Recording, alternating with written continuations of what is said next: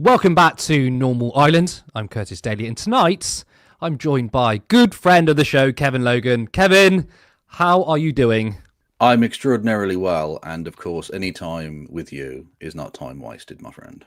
Absolutely. There's never enough time with you, and I'm looking forward to this next hour. We've got some good stories, but obviously we've got some amazing insights from Kevin because you're a pretty swell guy. Well, yeah, but I'm not a TV pundit like some people, though.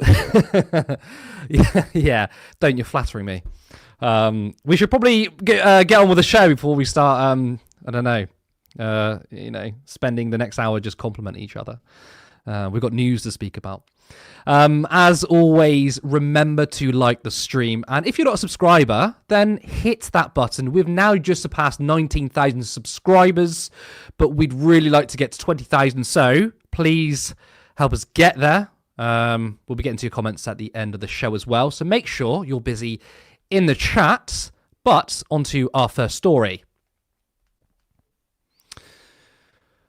Yesterday, before dawn, as Palestinians gathered for their pre-dawn Ramadan deal, Israeli airstrikes killed over 400 in an instant. The IDF knew they would be assembled, vulnerable and easy targets. It comes after 2 weeks of Israel blocking all aid, food, fuel and medicine into Gaza, and now, as of today, a new ground invasion has been launched. Let's take a look at this video from Dr. Mohammed Mustafa, a British doctor from Middlesbrough. We've worked throughout the entire night. We haven't stopped. The bombing has been non-stop. We've run out of ketamine. We've run out of propofol. We've run out of all painkillers. We can't sedate anyone. We can't give them any analgesia. When we intubate people, they wake up and they're choking because we have no sedation. There are 7 girls getting their legs amputated, no anesthesia. The bombing is still going on. The room is still shaking. I haven't slept. We went to bed at about 1 o'clock and at 1:30 the bombing started. It's about 10 a.m. now. I've just gone back to my room. I'm lightheaded, I'm dizzy. And I mean, it was just mostly women and children, burnt head to toe, limbs missing, heads missing.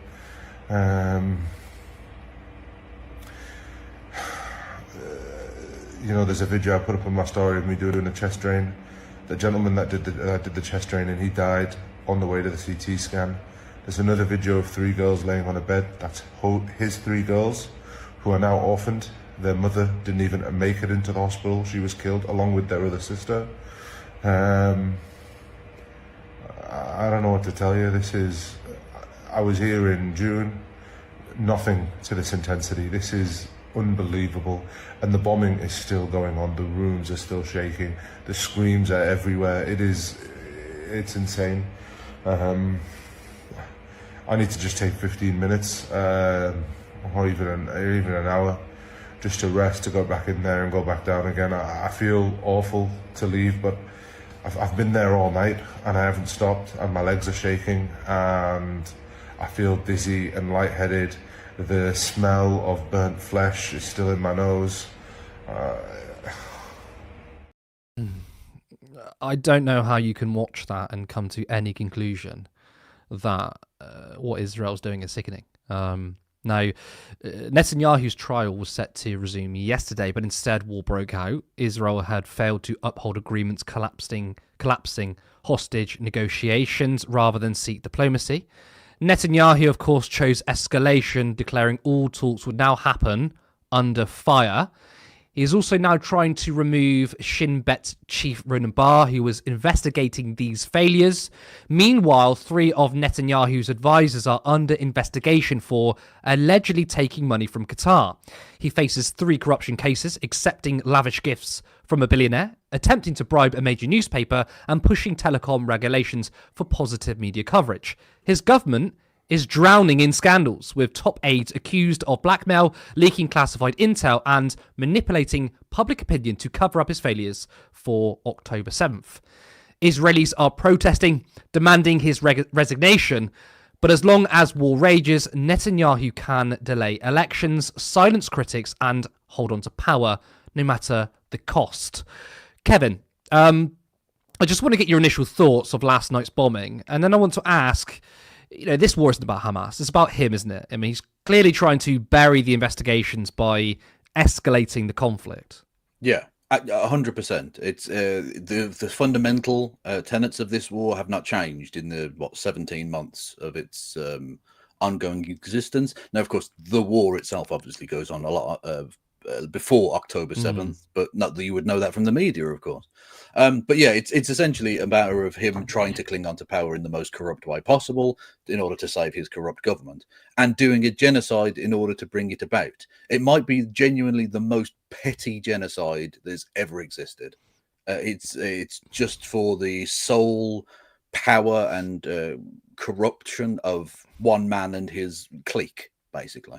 But of course, he's using the vehicle of Zionism, which has been amply aided and abetted by Western governments over the course of a long time. And of course, the sickness at the heart of Israeli society, where I believe I wrote in saying that only 4% in a recent poll of Israeli citizens said that the IDF had gone too far. That's worrying. That's the end result of ethno-nationalist genocidal rhetoric over the course of a very long time. I mean, I was stunned, frankly, by the thing you just played. I hadn't seen that clip of the doctor. Genuinely breathtaking stuff. I don't know how anyone can possibly look at this and describe it as anything other than genocide. That is exactly what is taking place here. But again, not that you would know that from the media, because they're not portraying it in this way. Also, I think it's worth pushing back on the idea that this was ever actually a ceasefire, either in intention or in reality. In intention, it was clearly just Trump wanted the good headline to pretend that he's, doing peace, whilst now, of course, he's bombing the Houthis and threatening to go to war with Iran. So, that's, just all levels of hell would break out if that took place. So it was never a ceasefire in intent, and in practicality, during that quote-unquote ceasefire, Israel continued its attacks, killing over 100 in the Gaza Strip and moving tanks into the West Bank as well, which again, people aren't even focusing on at all, but they're continuing to do land requisitions and stealing people's houses and things like that. This is an abomination. And ultimately, when people look back and ask how they would have acted during the Holocaust, the capital H Holocaust, during the 1930s and 40s in Europe, the answer to that question is exactly what you're doing now. However you're behaving now towards this situation is exactly how you would have acted in that situation. If you are speaking out and trying to stop this, I think you'll be viewed at the very least as being on the right side of history. And if you're actively aiding and abetting this, you will be remembered in many respects in the same way that the Nazis are currently remembered. And I think that's worth bearing in mind. Well, if we were to ask the question, who would be in favour of Nazi Germany if they were alive that day? You're right. We have that question answered. Just look at the people defending Israel. Yeah, exactly. It's very clear. It's not just the people defending Israel, but it's the Israeli leaders themselves. Yeah, look, absolutely. you knew that this was going to be bad over the last couple of days because Ben Gvir re-entered the Israeli cabinet. Smotrich literally shouting down the bereaved family members in the Knesset. They had a hearing with people whose the hostages of their families had died, and he literally just shouted them down. Reminiscent, I think, of the People's Court, the Roland Freisler People's Court of Nazi fame, in some respects, at least in terms of humiliating people in dire situations. And again, he's gambled with the lives, not just, of course, of tens of thousands of Palestinians, but also with the lives of his Israeli citizens as well. People who are being held hostage, who he could have gotten a deal to get out many, many months ago without any of this bloodshed. He has, for his own selfish, disgusting purposes, killed. Basically, he has their blood on their hands too. It's breathtaking levels of evil. And I don't know how anyone can possibly put up with this. I was unfortunate enough to listen to our own dear leader, Sir Keir Starmer, KC, being asked about this in Parliament today during Prime Minister's questions, and he said that Britain was doing everything in its power to bring this to a conclusion, except, of course, literally any of the things it could do, like sanctions, putting pressure on through the United Nations or indeed through back channels diplomatically, stopping arms sales. Literally, we are aiding and abetting it because the same problem I think I raised last time I was on this show is still happening. Planes from RAF Akrotiri, the base we have in Cyprus, again, vestiges of imperialism, are doing reconnaissance flights over Israel to tell Israel when and where to bomb. We are actively engaging. Our tax money is being used to actively engage and further the genocide of the Palestinian people. I'm glad you brought this back to the UK, because that's what I want to bring up on my next point, which is that UK Foreign Secretary David Lammy, he stated in Parliament that Israel's blockade of Gaza breached international law. Now, this is sparking speculation that the UK government was shifting its stance on Israel. So what discussions did he have with G7 colleagues about what can be done about this provocative action during Ramadan? And what consequences are there for what people are saying is a breach of international law? Well, my honourable friend is right. This is a breach of international law. Israel, quite rightly, must defend its own security. But we find the lack of aid, it's now been 15 days since aid got into Gaza, unacceptable, hugely alarming and very worrying. And we would urge Israel to get back to the amount of trucks that we were seeing going in, way beyond 600, so that Palestinians can get the necessary humanitarian support they need at this time. So the government, they changed their stance. You know, all the protests and campaigning finally paid off. Have they found their heart? No. Within 24 hours, Downing Street contradicted him, stating that only international courts could determine breaches of international law. Of course, they've forgotten about the ICC and the ICJ. David Lammy later softened his statement, saying he could have been clearer. Kevin, this reminds me of whenever Donald Trump says something and then his advisors sort of get together and put out a statement and say, oh, he didn't mean it, he didn't mean it. In this case, though, Lammy actually sounds like the government might shift, only for them to quickly undermine him and express their continued support for genocide. Well, yeah, because for once he was reacting like a human being rather than the big political calculation robot scumbag that he actually is. He realised, obviously, that denial of basic human rights like food and water and electricity and so on was a breach of human rights and a war crime. Told the truth for once in Parliament, and then was told the official line, because of course we don't set the policy with regards to Israel of the British government. That's set in Washington DC and Tel Aviv. Those are who make the decisions as to what our British government actually think and believe and do. It's embarrassing levels of cuckery, so to speak. It's tragic. Keir Starmer was a former human rights lawyer. There is no excuse at all, under any circumstances, for him behaving in the way that he has.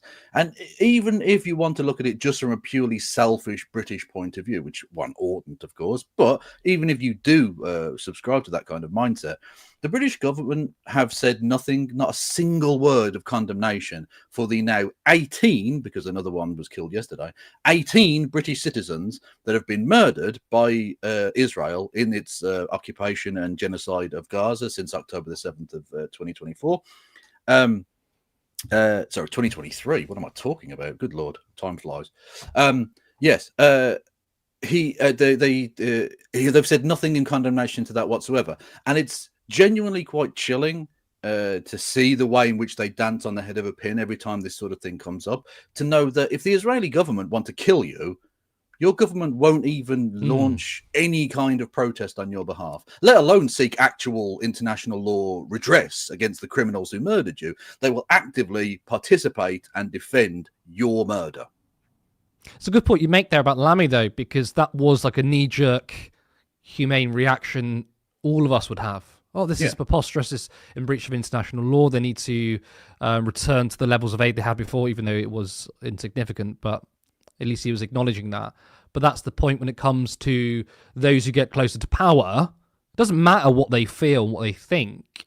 They're going to toe the party line. And I have absolutely like zero sympathy for Lammy. I don't think that this makes him a better person, because at the end of the day, it's not what you say, it's your actions. So he could say, I mean, you could have a conversation with him in private. He might be like, yeah, there is a genocide.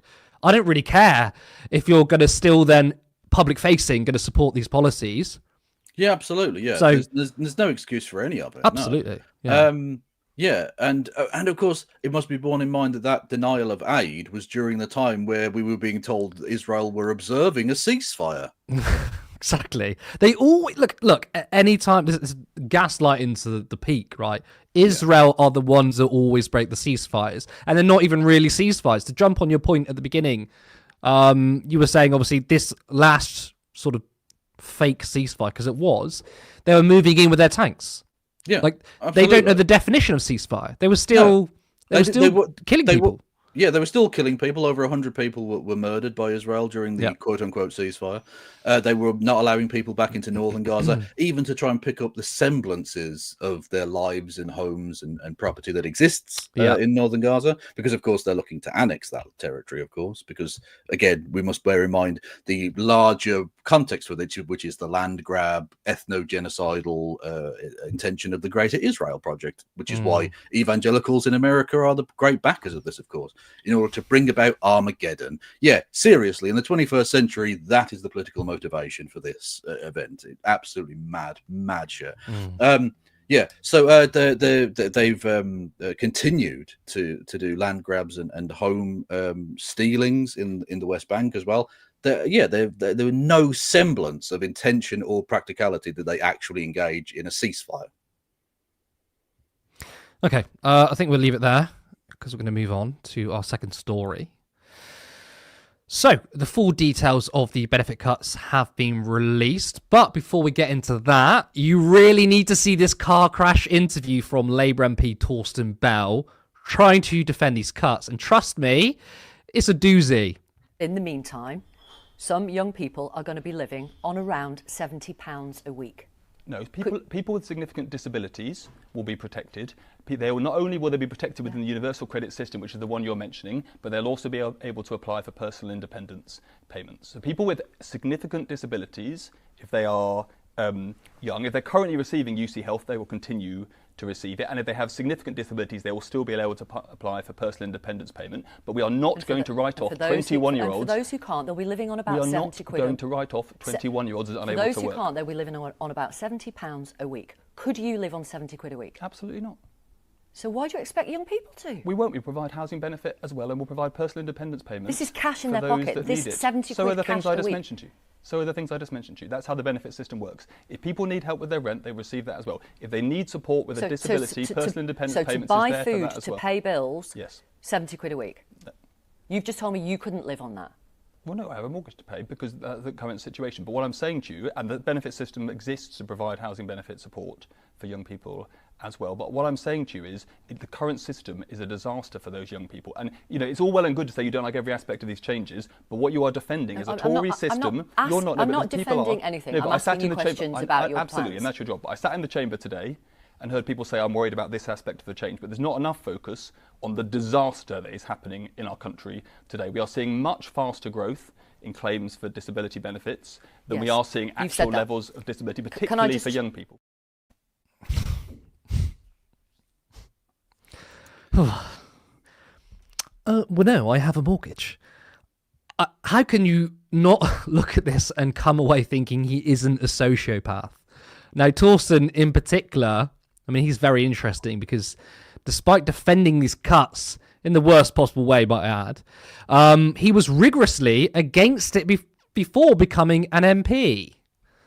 So what you can see on your screen is a thread explaining how benefit cuts are bad for the economy. And this tweet in particular makes it very clear what his position was. This is terrible macroeconomics, just as now is exactly the wrong time to be raising taxes and weakening the recovery. It's an awful time to be taking £8 billion out of the economy by cutting benefits, reducing incomes for the households that actually spend it. Now, to make things worse, he's also attacked John McDonnell. Torsten Bell has just accused me of defending a Tory welfare system, That is a lie. I've consistently called for reform of the system, but not a reform based upon billions of pounds of cuts that will harm and put the lives of disabled people at risk. Now, I wonder what changed his mind. This was also the case with the two-child benefit cap. He was very clear in his opposition to it, but then voted for it. Kevin, we're going to come into the details in a second, but what do you make of that interview and how Torsten changed his view pretty quickly, even to go as far as attacking John McDonnell, who famously said in Parliament he'd rather swim through vomit than vote for benefit cuts? Yeah, I mean, genuinely breathtaking stuff. I have a mortgage should be written on his political tombstone. It should be the end of him as a political entity. This is the problem ultimately with having these kind of liberal left, if you want to call them that, liberally posh boy Uxbridge graduate people. Not that necessarily going to a good university is inherently a problem, of course, but they're completely out of touch. His background means that he doesn't understand the concept of having to live on £70 a week because, of course, he can't do because he has a mortgage. That phrase reveals so much about not just him, but the British political hierarchy, frankly. He's essentially saying the subtext of that, and it's much like David Lammy and the natural reaction, which reveals something about his actual person rather than the performative nonsense. When he says, I have a mortgage, he's basically saying, well, it's not going to affect me. It's only going to affect the plebs. It's only going to affect the riffraff. It's the tone of the way he said it as well, wasn't it? It's like, me? I have a mortgage. And the way he sort of disparaged Victoria Derbyshire by saying, and by the way, she's a journalist, and accused her of defending Tory welfare policy. That's a really strange thing to do. And also, attacking Labour isn't defending Tory welfare policy because, in my view, and I'm sure you agree, this is Tory welfare policy. Well, yeah, I was going to say, it's such a disgusting smear because he's literally the pensions minister. You're trying to introduce and further deepen the austerity welfare, to the degree it can even be called a welfare state anymore, welfare system. The Tories, even at their most craven, didn't go this far. They literally said, even George Osborne, who frankly would happily have watched the poor starve to death for his own entertainment, such a ghoul that he was, even he didn't go, shall we go after people who are terminally ill? Shall we literally go after people who can't get out of bed? Like, that was, like, don't get me wrong, I'm not suggesting for a second, I'm not trying to whitewash George Osborne's democidal record. I think the Overton window is shifted as well, because if George Osborne was in now, it's very likely he would be proposing the same thing. Almost certainly, I imagine, yes. Yeah. But again, what you need, and this is unfortunately the ratchet effect, isn't it? That what you need is the Labour Party to actually push back on this and not just push it back to the position it was, but hopefully further to the left. Whereas actually what they do is just keep it virtually in the same place. So when the Tories get in, the axis of gravity have been pulled further and further and further right, to the point where you're in this situation now where essentially there's little to any difference whatsoever between the Conservative Party and the Labour Party. Like, I have been predicting the death of the Conservative Party for a while now, and whilst the official Conservative and Unionist Party are dead and will be swept away within the next couple of general elections, their spirit lives on. Yeah. But with red rosettes. It doesn't matter which political party dies if conservatism moves on. Well, exactly, That's why, celebrating the downfall of the Conservative Party doesn't hit the same as it used to. I would have absolutely loved it and cherished it when Jeremy Corbyn was leader, because it was defeating the Tory party and conservatism. But I'm not particularly... I don't really care, actually, about the Tory party, whether they die or not, because you're right, it lives through the Labour Party and it lives through reform. Sorry, it's our entire political consensus. The Conservatives have won. They've won bigly. Yeah, well, I've said this before, and Torsten Bell plays into this. This is class war. This is class war that's taking place before our very eyes. It's the upper class engaging in an offensive and offensive action against the working class. And like you say, they've won because the institutions are all entirely run by other posho Uxbridge graduates like Torsten Bell. And it doesn't matter how well-intentioned you may have been outside of Parliament, if you're just going to buy into the exact same paradigm, all you're going to do is further and further and further the destruction of any semblance of national cohesion. He's the new Tristram Hunt. Definitely it certainly rhymes with that, yeah. And I remember Tristram, he said a few years ago, he said the 1% should be leading the Labour Party. Just absolutely tells you all you need to know. He got his wish. He got his wish. Yeah. Let's get into the details, though, of the welfare cuts. These are the numbers on universal credits. So the health top-up will be denied to under 2022s to prevent a direct path from education to benefits. The top-up will also be cut for new claimants from £97 to £50 per week by 2026-27, a major cut. And that's a cut of more than £2,000 a year and frozen for existing ones. The top rate of universal credit for the most disabled will be cut. Details in spring statement, but the standard rate will rise above inflation for the first time, reaching a £775 annual increase by 2029. The work capability assessment will be scrapped in 2028, replaced by the PIP assessment instead. Claimants with severe lifelong disabilities will no longer face reassessments to give them the dignity they deserve. Now, you might like that last bit, especially scrapping of the WCA, but you got to think about the fact that Labour are making cuts worth £5 billion. We also have a breakdown of who will be affected when the government makes changes to PIP. Around 1 million people will be affected. You've got here people with arthritis, 463,000, cancer, cardiovascular disease, schizophrenia, PTSD. All of these are incredibly serious, and these people are going to be affected. It's so bad, actually, that a woman named Georgina, who has MS, explained to the BBC that she will lose hundreds of pounds per month. Georgina, who has multiple sclerosis, is one of those who believes she will lose out. She currently claims the disability benefit known as PIP, and the criteria is being tightened. I will lose the living component of my PIP payment, which equates to about £290 a month. The money I get from PIP I spend on my health to keep me away from the NHS. So all of my money goes on things like neurophysio that costs me £120 an hour, and I have 2 sessions a month. £290. Insane. Now, Labour have also created a score sheet on whether people are eligible for PIP. This is one example when it comes to bathing. So you need to score 4 points on one of the scores in order to be available for PIP, right? And that's across the entire document. But look at the descriptors below 4. So those who need aids or an appliance, supervision, physical assistance with their hair or body below the waist, and assistance to be able to get in or out of the bath or shower, wouldn't score a 4, which is one of the thresholds. It's really astonishing.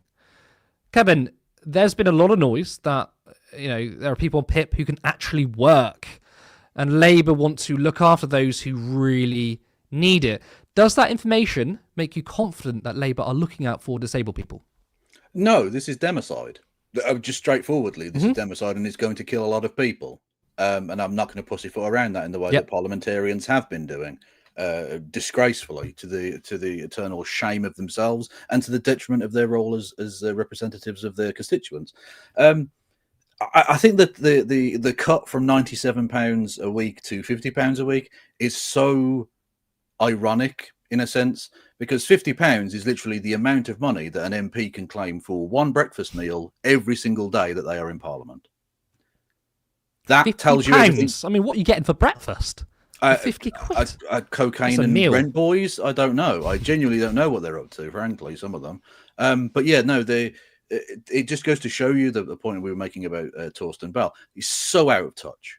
It's so unbelievably out of touch. The impoverishment and penny pinching of any kind of subsidy for the poor, whilst allowing the rich to get away with obscene levels of tax evasion.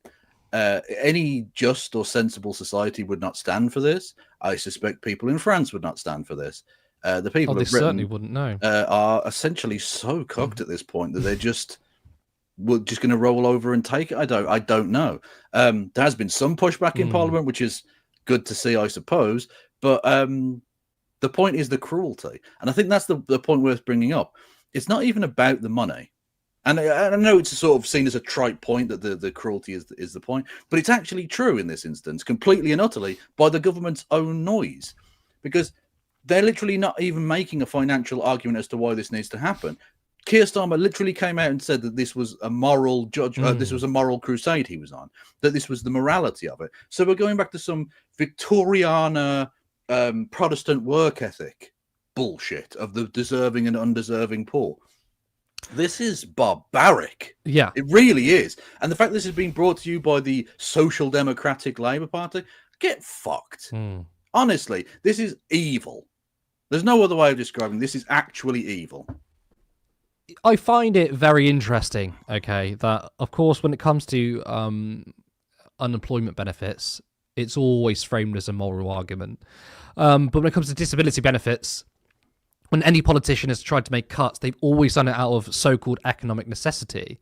Yeah. And I'm seeing a shift now, which is that what you point up, Keir Starmer even said, this isn't even anything to do with money or finances. It's a moral thing. And many pundits are saying, well, it's a moral thing because we don't want people living a life on benefits and they're trapped. We want them to, we don't want them ill and stuck on benefits and they're stuck at home. We want them to, be out at work. We want them to be free, almost as in the work sets you free thing. And first of all, there are a lot of people on PIP who want to work, but there's no opportunities for them. And you want to, scrap the benefits underneath them? I want to sort of get your comment on that there's a shift in tone when it comes to disability benefits. It's now apparently, it's good for them. It's good for them.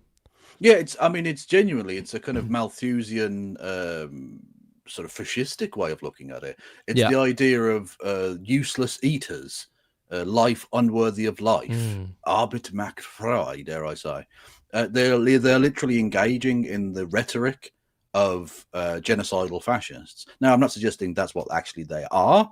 They're just disgusting neoliberals, which unfortunately is not a clear distinction necessarily where one begins and the other ends. But they're engaging in the same kind of, like I say, democidal rhetoric. And indeed democidal action, because there's no way this doesn't kill tens of thousands, if not hundreds of thousands of more people. We literally saw the graphic you put up. 83,000 schizophrenic patients are going to be affected by this. Over 100,000 cancer patients are going to be affected by this. This is evil. I don't know how you can possibly defend this in any way whatsoever. And frankly, any Labour Party politician who even deigns to vote for this, you need to be removed. Yeah. You need to be removed. We've got Labour members and Labour voters, some of them are defending it. And some of them are defending it, indefensible. But I've been heartened to some extent by the fact that there have been a number of defections of local councillors. Yep. There have been lots of Labour members, even ones that have stuck through all of the evil that the Labour Party have put them through over the last few years, who have finally gone, no, this is enough. Yeah. Because this is so obviously, straightforwardly, unabashedly a Tory / further to the right than the Tories policy. Yep. This is a reform policy. I think it's very easy for people to be sat in comfy studios, who work 3 hours a day and get paid shitloads and say, well, it's very rewarding going to work. And maybe some of these people who are disabled but not severely disabled, it's very freeing for them. Maybe they should get to work. It's so easy to say that, but try pushing, not just disabled people, but able-bodied people into working at Amazon, working ridiculously long hours, no working rights, a pittance of pay, then you get a slightly different equation there, don't you? Because there are a lot of people who were working and signed off for mental health issues because of their job. If you're someone who suffers from anxiety and depression, I don't think pushing that person into a call center job where you have to take a call every 2 seconds and you get abused on the phone, I don't think that's particularly rewarding or even helpful to people's mental health. Yeah. And you've got the Labour Party also poo-pooing on the idea that, working from home, we're going to get you back to the office. Well, then surely more jobs where you can work from home would help people who have more severe disabilities, yet they want to sort of, they want to give you no avenue, right? Yeah. They want to say, get the hell off benefits, but also, no, we're not going to create a less hostile job market. We're not going to support unions, which can obviously get you better pay, but better working conditions, which makes it easier for disabled people to work. We're not going to do that.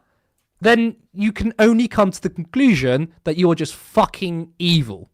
Yeah, absolutely. Yeah, the workforce participation rate of people with disabilities would be significantly higher if we hadn't had the last 40 plus years now of neoliberal Yeah. late stage capitalist hell, which basically forced people, for the sake of cruelty, because we found out during the pandemic people could have worked from home at any point during that, but no, for the pure power lust thrill of it, they forced people to have to go into offices. So a lot of disabled people who could have accessed the job market weren't able to, and so this is an even bigger problem than it needed to be in the first place. Yeah.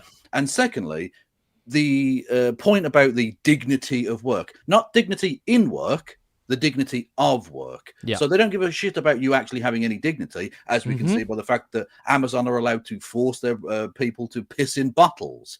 Very dignified. Yeah. They're just doing the kind of Protestant work ethic nonsense. Yeah. That's all this is. It's work will set you free. That's literally what they're doing. Not to mention commercial landlords who want people back to the office as well. True, but I mean, again, they're just evil. Yeah. Okay, we'll leave that story there. But before we move on, if you are enjoying our show, please hit that like button and the subscribe button. Once the show is finished, come back and leave a comment. It really helps with the algorithm. And of course, we're going to read them too. We are just a group of volunteers who are trying to turn this into a full-time media organisation where this becomes a full-time jobs. So if you'd like to support us, then you can go to turnleftmedia.co.uk/support. There you can sign up to our Patreon and support us for as little as £3 per month. Or you can give us a one-off I'll start that again. You can also give us a one-off donation through our website too. Alternatively, you can become a member on YouTube for 99p. Now, moving on to our final story. Former England manager Gareth Southgate has spoken out against the rise of callous, manipulative and toxic influencers, filling the void left by absent father figures. He warned that young men feeling isolated and struggling with their identity are increasingly turning to these figures who do not have their best interests at heart. Southgate's words resonated in Westminster, where Labour MPs are pushing to counteract toxic masculinity with a more positive vision of fatherhood and masculinity. Young men are suffering. They're feeling isolated. They're grappling with their masculinity and with their broader place in society. As real-world communities and mentorship declines, young men end up withdrawing, reluctant to talk or express their emotions. They spend more time online searching for direction and are falling into unhealthy alternatives like gaming, gambling and pornography. And this void is filled by a new kind of role model who do not have the best interests at heart. These are callous, manipulative and toxic influencers whose sole drive is for their own gain. They willingly trick young men into believing that success is measured by money or dominance, never showing emotion, and that the world, including women, is against them. They are as far away as you could possibly get from the role models our young men need in their lives. Also, a new group of predominantly male Labour MPs calls for policies supporting men as fathers, including improved paternity rights. They argue that by failing to engage with young men, Labour risks allowing right-wing figures to dominate discussions on masculinity. Sean Davies, MP for Telford, echoed Southgate's concerns, warning that if progressive politicians don't step in, others who don't have the best interest of boys and men at heart will exploit the void. The MP's initiative aligns with growing concern about the influence of Reform UK, which polls show is gaining support among young men. Labour is under pressure to counter this by addressing issues that matter to them, like workplace flexibility and fatherhood rights. Activists argue that better paternity leave policies are essential for gender equality, yet the UK remains one of the worst countries in Europe for such provisions. Meanwhile, Prime Minister Keir Starmer has been watching Adolescence. It's a new show on Netflix. I don't know if you've seen it before. I've not watched it yet, but I've definitely taken interest. I definitely will watch it. But it seems to be having a profound effect on society's views on the issue. It's a Netflix drama about the teenagers of incel culture that's being praised as one of the best pieces of television in years. Starmer acknowledged that online radicalization of young men is a real problem that must be tackled culturally as well as politically. As Labour works to redefine masculinity, the battle for young men's minds and votes continues. Kevin, I don't know if you've seen the show Adolescence yet, but I think this is really important, looking at how young men grow up in society. Are we letting them down? I haven't seen the show, but I think I probably will have to take a look at it. It seems certainly politically and socially relevant. Is society letting men down? Yes and no is the answer. It's obviously very, very complicated. As always with these discussions, there's an element of truth to it, but also, unfortunately, an element of bad faith and whinging that's also involved with it. Gareth Southgate himself, I think, spoke very well. Before you actually told me this was going to be a topic, I didn't even know he'd given a speech, but it was available on the iPlayer, and I watched it before we got going, and it was very good. Albeit he did remind me of the time in 1996 where he made a very young Kev cry by missing a penalty. It was I don't want to go into it; it's too soon. No, but he's not the best speaker on this. Then, if he broke your heart, he did. He made one young man very unhappy that day. Anyway, but yeah, he gone on to be rather successful in his own way, I suppose. Yeah, albeit with a very boring style of play. We don't want to go into it, right? I think he spoke very well actually on this topic, as well as addressing the fact that he wasn't trying to denigrate women's role in any of this and overlook this. But that's unfortunately part of the problem is in this discussion of centering men and what's wrong with men and male loneliness epidemic and all the rest of it is the centering of men and ignoring the fact that there's 50% of the rest of society that this isn't happening to. And to ignore that, I think is telling as to the priorities of some of these people. Again, not Gareth Southgate necessarily. And unfortunately, Gareth Southgate, I think, has missed a larger point, which of course he was going to because he's a liberal. And the media purposefully ignore it, of course. He quoted the Centre for Social Justice, a think tank, which, even though it has a nice name, was co-founded by Ian Duncan Smith, a man who did more damage even than the Labour cuts to benefits are going to during his time as head of the DWP. A genuinely ghoulish man, an evil human being with the blood of hundreds of thousands of people on his hands.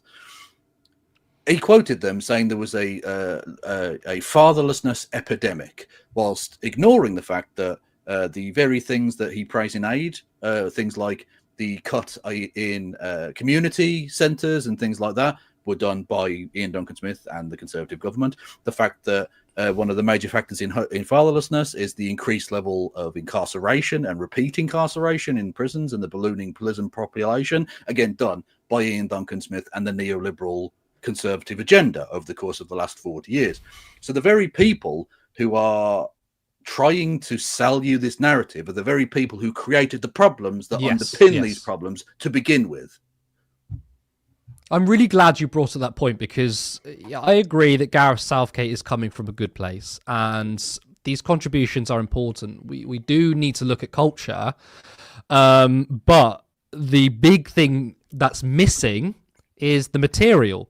Of course, you can say, well, young men growing up without men could be an issue. And of course, it is an issue, but there are young girls that grow up without their fathers too and without their mothers. But how many young girls are stabbing people? It's a little different. I think that, the political right weaponize young men. And I do think that maybe progressives need to, even though it's not true, by the way, it's what they paint of us, but the left may need to be a bit louder to say, no, we care about young men, of course. But the link between Gareth Southgate and Ian Duncan Smith is a perfect sort of encapsulation of liberal politics, which is we need to be speaking in better language, but also we're not going to improve your material conditions. And that is the root cause for a lot of things. When people get into reactionary politics and people go down a very dark path, a lot of it is down to their material conditions as well. And I don't think we're going to solve this issue And obviously, it's a society-wide issue. You can't just say let's sort out young men and then we'll move on to something else. It all sort of works together. You can't do it without looking at the material conditions, can you? Yeah, exactly. Yeah, fundamentally, the way in which you end people's gravitation towards demagoguery, whether that be fascists or incels or religious extremists or whatever, is ultimately to cut down on poverty. Poverty is the number one driving cause of crime and the number one driving cause of becoming extreme, becoming an extremist. Okay, so whether they necessarily gravitate towards Andrew Tate or whoever, these people are doing it from a position of not necessarily just poverty, because it's not they're not necessarily that every single person is poor. There are a lot of quite middle class. No, you're right. Yeah, but I think, but it's a lack of opportunity. Yes, which is ultimately the point. It's a frustration that they're not. They know that fundamentally the society they're in doesn't give a shit about them. It's, to use the Marxist phrase, capitalist alienation. In essence, it's that you're just a cog in a machine, and not even a cog in a machine that's guaranteed a fucking job or anything. Like, you're literally just a tool to be picked up and used by Jeff Bezos or Elon Musk or whoever, and then discarded. That leads to a warped way of operating in that society, and people will be drawn towards extreme people with extreme solutions. And however good and nice the words are of people like Gareth Southgate about the way in which these are toxic influences and are bad, for society at large and for the men themselves, and are themselves taking advantage of those very men. Ultimately, if you're not going to tackle the underlying root causes of any of that, nothing positive can change. Nothing's going to improve. What do you think about gaming then? Gaming can be degenerate filth. Gaming can be a really good pipeline for radicalizing young men, but it's not necessarily the games themselves, it's the community of gaming. Yeah. What are your thoughts on that? It's the community of gaming, and it's to a degree the opportunity for anonymity, which means that people can act out in ways that they wouldn't ever do in private. Oh, sorry, in public. But also it's an element of seclusion, which allows almost like the dynamics of a cult in a sense, whether it be in these kind of Discord chats or whether it's in lobbies of individual games. You have a kind of self-reinforcing, extremizing influence on one another, and people who are demagogues who want to use that can go in there and begin to radicalize these people because of that isolation, because they're not getting those positive outside influences on their lives in those spaces. So it's not necessarily that the games are the problem, because of course that's like some 1980s. Yeah, that's the whole. Games cause violence. No, exactly, absolutely not. It's not the gaming itself. No. No. I mean, look. I mean, the idea that culture is going to instantly create this violence, like. A lot of classical music was based around battles and stuff, but you didn't see people listening to Mozart and then cannoning people in the streets. Like, that's not how these things work. So it's not the games that are the problem necessarily, although some of them I think do reinforce some negative attitudes towards. But you could say that about pretty much a lot of artwork and a lot of the media, music. And stuff. Yeah, of course. Yeah, it definitely reinforces it for sure. Yeah. Yeah, but yeah, it's the kind of culture that is allowed to flourish and foster in that space. And of course, again, to go back to the material realities of it, we know that through people like Steve Bannon and his ilk, they've put a lot of dark money into perverting gaming culture and kind of gamer bro culture into being a right-wing vehicle for their own nefarious political agenda. Yep. No, I was thinking of Steve Bannon as we were talking. He's like infiltrated the area specifically to get his to get what he wants. I think let's bring in our producer, and we're going to go to some comments. I'm sure we've got a lot to go through. I'm joined by Sarah. Sarah, how are you doing? Thank you. Oh my god, amazing show, guys. Can you guys hear me? I can, yeah. Yes. Great, because last time I started the show and I was on mute, so you did, didn't you? Your first ever hosting duties and you're on mute. We love that, don't we? I know, not tech savvy, but really, really great show. I think we'll start from the last story and then work our way back to start. But there was this comment that I found quite interesting: the lack of third space outside of home or work/school, and it kind of goes back to what you were saying, Kevin, that if we actually want to interrogate why a lot of young men, young boys are falling into this, I think we need to address the material conditions that create it. Like, I think that the people, like the figures like Andrew Tate, they're just symptoms of a bigger issue, because they don't just rise to prominence because young men inherently seek out misogynistic or right-wing ideology. They rise because capitalism has left millions of young men economically insecure, socially isolated, and kind of desperate for some sort of meaning. And I think decades of neoliberalism kind of hollowed out working class communities and slashed these youth services and made secure jobs a rarity. And then you have this generation of oh, sorry, guys, if I'm too far away from the mic. And then you have this generation of young men who feel abandoned and alienated and resentful. So I don't know, when you have this absence of strong unions and community centres that used to be in place and accessible education, you have these reactionary figures who step up in with these supposed easy answers. Like, they blame women, they blame immigrants, and actually they then point to what they think are weak men for their struggles. So what do you guys think?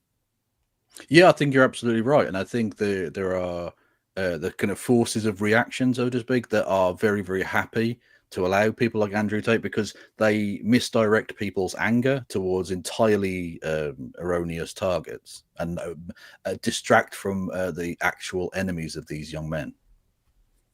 I think that's a really interesting point about third spaces, because it's true, and this is not maybe an issue about young men. This is, I think, just the overall happiness about people in this country and young people is that there is no third space. I mean, I know a lot of the older generation to drink a lot of alcohol, but at least the pub was a brilliant third space for these people, and we've lost that. That is down to, obviously, neoliberalism, but it's something else as well, because obviously people don't drink as much anymore. Younger people don't drink as much as sort of our older counterparts. But it's literally just working home.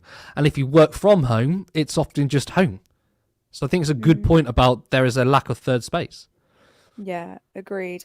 And we'll move on because we got quite a few comments. There was this one: they should regulate rents and cut housing benefit to private landlords with conditions against eviction instead of disability cuts. But obviously, anyone who knows me knows that I am a huge landlord abolitionist. I just think they're an economic dead weight. I thought you were going to say landlord lover. I was going to say, yeah, no. God forbid. I think they should just cut private landlords. Same. Just end it there. Yeah. £85.6 billion goes into this unregulated rental sector. Like, I just think, come on, that's our money going into this ridiculous sector where they get to decide if they want to increase the rents and stuff. Yeah, usually when a body has a parasite, you want to remove it. Enough said. Enough said, indeed. And then Noffel's in the comments. Good to see you. Good to see you, Noffel. Disabled people in gig centre wouldn't even grow the economy. It's justification for neoliberalism. Almost like, to have a functioning economy, you need functioning people. But capitalism doesn't work like that. And it kind of goes back to what we were saying on the other on Monday's show, that the state manufactures suffering and then tells you it's all in your head, and you need to just work harder. Oh, you're depressed? Go touch some grass. Oh, you've got anxiety, you're not working hard enough. Like, it's just it's disgusting. I think the culture that's now being created at the moment under this, what seems to be like a Tory government, does not feel like Labour at all, is heinous. Yeah. Well, yeah, I mean, it makes me think about David Graeber's bullshit jobs as well. It's like, we have to manufacture this kind of society where it's like everyone has to be in work, but also working grueling hours. But if you think about the value we create as society, most of the jobs are complete bullshit, aren't they? What value do they add? And I think we just need to fundamentally reimagine the economy. I was also sort of remembered what Peter Hitchens was saying to Aaron Bastani. He said that socialism is fundamentally anti-human. I believe he said socialism. But capitalism is fundamentally anti-human, because capitalism treats everyone as the same. You have to be a extremely motivated, able-bodied person who only thinks in the realms of how much money I can make to be successful under capitalism, and that's not even guaranteed as well. But what about those who are more creative, want to pursue avenues that don't necessarily make the most amount of profit? Well, sorry, this is capitalism. This doesn't work. What about people who don't want to work 40, 50, 60 hours a week? Why is that so wrong? Sorry, but it doesn't work under capitalism. And of course, that includes a lot of disabled people, because capitalism is fundamentally anti-human. We're not supposed to work like this. We're not supposed to be like this. Yeah, what would Peter Hitchens know about being anti-human when he's very little? He's not even human himself. Literally. So true. And it kind of like ties into this comment, death by government, it's hard to refute this, it feels like it. And then there was this one, the politicians are not sorting out our problems, they're creating them with care, which is what they say to get your votes. We care about you, but look at how we're going to impact your livelihoods by doing all of these cuts that will impact the most impoverished and most vulnerable communities. And then Edward was echoing your points, Kevin, that this really is just a naked class war, and it's true, and I think people need to call it out for what it is. I feel like people are always just like tiptoeing around the topic, they're tiptoeing around what it actually is, and it is a class war. Like, working classes are suffering the most as a result of this, and I literally felt physically sick to my stomach watching that video again of Torsten Bell, and you can finish the end of his last name, just saying that he's got a mortgage to pay. Oh wow, what a fucking privilege. Well, you entitled guy. Honest to God, a man called Torsten saying that everyone else has to pull their belt in, I just like, it's like they want the guillotines to roll out again. But like, even on like the vibes in an era of populism, you've got the meltiest robotic guy doing the proper thing, like not the real finger pointer, but finger pointed. Well, I do think we shouldn't make cuts, and you're defending Tory welfare policies, and I have a mortgage. Like, you could not pick a worse person for this time. God, it was like to go out and defend bad policy. That impersonation was perfect. He was like he was in the room with us. Yeah, I thought he was like behind me then. Torsten, what are you doing here? What are you doing? So I've got a mortgage to pay. I can't do it like you, but yeah. Stanley, so true. Torsten's energy was giving. You don't expect me to reduce myself to pleb level, do you? And that's what you said, Kevin. Yeah. Sorry. You that said literally is riffraff, and it's true. That is literally it. Like, no, I have a mortgage. I'm a decent human being. Not like these these peasants. That's how they see them, though. Yeah, I think they view us as like paupers. So yeah, there's still quite a few comments. Jacqueline saying, I still feel sick about watching all the news about the way that disabled people have been targeted by this government, especially young people.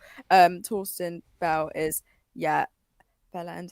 I had to whisper that because I was like, oh God, can I say it out loud? And yes, I can, because he actually is. He is. Of course that you can. video kind of proved that. And then I'm going through the comments quite quickly, but seeing that video of Lammy, and I'm always reminded of him saying, "Where's the liberal outrage?" And I'm just like, shut up. He's such a prick. Lammy's useless, a massive coward. He should have resigned over this if he had any conscience. And this was going back to the very, very first story. I mean, what are your guys' thoughts on Lammy? Well, I'm glad he was finally able to speak in the Commons, having taken Donald Trump's nuts out of his gob. The biggest weather vane in politics is David Lammy. Honestly, in a truly spectacularly awful field, he is the most unprincipled politician that we've ever seen. It's really hard to choose from, but I think he comes out on top. I think he beats Starmer. It's so obvious. Like, he literally 1 minute he's saying that Donald Trump is a fascist, and then he's like, but he did buy me a nice dinner, so now we're friends. So actually, maybe he isn't a fascist. Yeah, like, or actually, he is a fascist, but I don't particularly care. Yeah, it's tragic. And just final two, the ceasefire was always set up to be a sham and a mockery of the peace process, and absolutely, this escalation isn't happening in a vacuum. You know, the Israeli state is actually backed by billions in US military aid. I think it's over like $3.8 billion annually, and I think it's continuing its strategy of ethnic cleansing. It doesn't care about the ceasefire, and it's ensured consistently that Palestinian resistance remains crushed. And I think you guys both brought up this point, but the narrative that's being pushed by media in the global north is that these are again, targeted strikes against Hamas, but it ignores the reality that the vast majority of casualties are civilians, women and children. Like, there is no way that this is in any way, shape, or form justifiable. Yeah. Yeah, absolutely. Yeah, I don't know how much Hamas were in the UN building that was bombed, for instance. Although, of course, they were running it. They are Hamas. If you just say that everyone's Hamas, then technically you can only target Hamas because everything's Hamas, including the Pope. Yeah, brilliant. Anyway, yeah, in terms of the aid thing, I think it's worth bearing in mind that when Donald Trump came in and signed his executive order freezing all foreign aid, there was one little caveat. Which country didn't? There was one country that was exempt from that particular cut, and I think it might have been Israel. I think it might have been Israel too. It's funny that, isn't it? I love the Britain first. Sorry, well, Britain first, but the America first people. I saw this very funny tweet from a guy who calls himself the Misfit Patriot. And there he was basically simping for Zionism. I was like, well, the Misfit Patriot is actually a really good descriptor then. That made a lot of sense to me. Yeah. Even people going after the Zionists are going after Piers Morgan. That's how you know how little they've got left, is that even Piers Morgan is basically doing propaganda for Hamas, apparently. He's Hamas. You know, he was a sleeper agent for Hamas all along. Yeah. Oh, absolutely. Of course it is. Yeah. If you believe in human rights, that's basically the Hamas Charter. True. Yeah. Also, Edward, I just want to say really quickly, I'm really sorry for your loss because you said that in the comments. So just sending love and hugs to your family. But you also said this comment towards the start of the show, and I feel like I always put your comments up, Edward, because I just love everything that you say. But this is a continuation of what's been happening since last October, and more broadly, the policy since '67. Yeah. The UK and the US, including Biden, participated in this. It's not just Trump. Absolutely. Absolutely. Trump, a lot of Trump's policies, whether it's immigration, whether it's foreign policy, are not so far removed from the political establishment. They're just more extreme, and he's just more overt about it, which is when liberals sort of say, oh my God, what Trump's doing is terrible. But also, I fully back Joe Biden doing it because it is the establishment policy. The Western establishment is in favor of genocide of the Palestinians. And yes, Trump is like uniquely bad, but he's only bad because he's taken the existing political establishment and just running with it rather than breaking from the political establishment. Well, I think liberals do not get that. It's the same vibes nonsense you get here with Starmer. It doesn't matter how right-wing or awful their policies are, as long as it's worded nicely. Yeah, I mean sorry, I know it's a different topic, but my God, it reminds me of, I think it was Polly Toynbee who wrote an article recently in The Guardian saying that, well, if Rachel Reeves has to make cuts, at least do it with care. Oh, I'm sorry, well, I just take away £20 a week from you and you might die from it, but I feel really bad about it. That was the most Polly Toynbee Guardian article I've ever seen. It's another posho who doesn't understand the realities of people at the lowest ebb. Exactly. Yeah. Exactly that. It should be a Hall of Fame article headline, though, I think. Oh, no, it is the meltiest shit I've ever seen in my life. Absolute Hall of Fame. And last comment, Curtis always looks. Oh, thank you so much. I really appreciate that. I really like that as the last comment as well. Yeah, I thought I'd give that one. And also, Kevin, there was a comment about you. It was like, oh, yeah, Kev's here. And I was like, yes, Kevin's here. But, yeah, he's cool. But thank you, you don't seem satisfied with that. Why not? No, I am satisfied with that. But, like, I started off my show. I always like to do a little funny thing. And there was someone, one of these organizations had done a composite image of what they thought the last Neanderthal looked like. And it's me. It's just me. Hey, right? Kevin's audience are very naughty. Well, no, this wasn't my audience that did this. This was a scientific organization, like an archaeologist thing, right? And the image, it's on my Twitter if you want to go and look at it. I will check it out, yeah. I put that image and then an image next to it, and it's just, oh, for fuck's sake. So, like, the sort of the reaction I just gave there was like, in my head I was thinking, I don't get called sharp very often. I don't get told, oh, you look fucking amazing, Kev. Kevin, you look fucking amazing. Don't we all agree? You look fucking amazing. Yeah. Thank you. And we like the sound of your voice as well. We do. Yeah. We do. Yeah. But yeah, that's it for comments. It's been a really, really great show, and I'm gonna go on mute. Yeah. Thank you, Sarah. Thanks, guys. That is all we have time for then. I want to thank to all of our viewers who tuned in. And of course, thank you to Kevin for joining me tonight. Remember to like this stream, and if you're not a subscriber, hit that button. We're trying to reach 20,000. I think 20,000 is a really cool milestone to celebrate. 19,000 is good, but it doesn't sound the same, does it? I want to say 20,000. So please get us to 20,000 as soon as possible. If you want to see us grow, then you can head over to turnleftmedia.co.uk/support. There is a link to our Patreon where you can support us monthly for as little as £3 per month, or you can follow the other link to give us a one-time contribution. Of course, you can also become a YouTube member for just 99p. I believe Kevin will continue to be streaming on his other end, so please make sure you go over there. We're going to raid you in anyway. And you're going to get some more left-wing content, as we love, comrades. Thank you again for tuning in. I'm Curtis Daly, and I will see you next time. Support independent media. Support social justice that's there on social media. Thank you. Turn left.